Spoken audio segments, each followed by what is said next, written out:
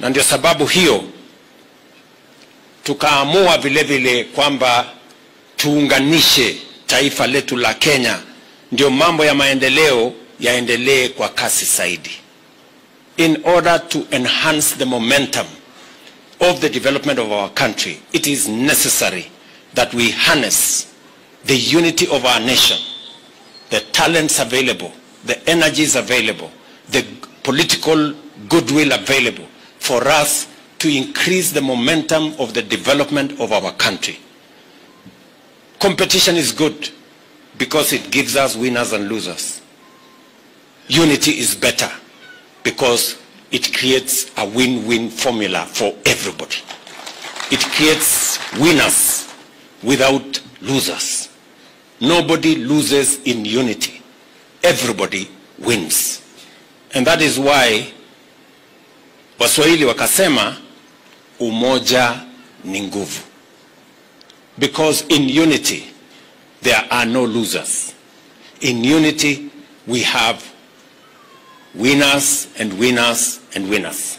And that is why we decided, and I want to encourage us as a nation to think about not what is in it for politicians and leaders, but what is in it for the people of Kenya. Not to think about the interest of a political party or a political side or one region, but the interest of the collective population of a nation called Kenya. That is what is important, and that is what our focus is. So mimi nashukuru sana viongozi wote waliokubali tuungane, na nimesema na nitarudia, tunaunganisha taifa letu la Kenya sio kwa sababu ya kugawana vyeo ama kupanga ushindi wa siasa.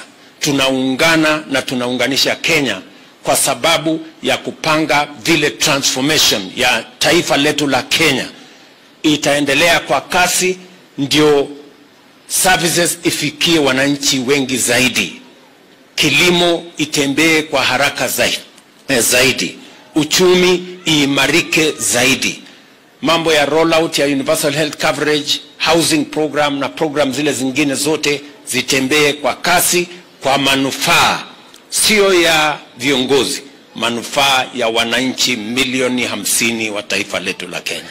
That is the reason why this unity, the reason why we are coming together is important.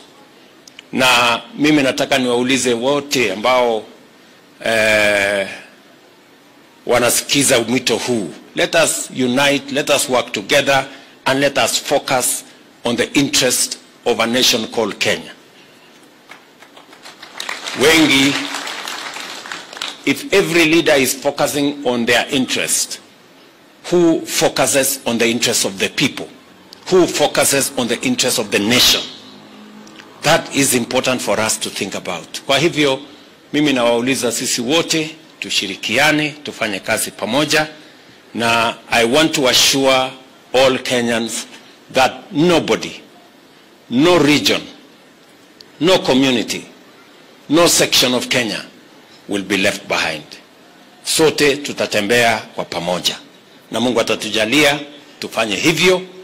Vile mmoja wetu hapa amesema, Mathayo 5:9 inasema heri wapatanishi, wale wanaoleta watu pamoja, kwa sababu wataitwa wana wa Mungu. That is the focus of our drive towards unity.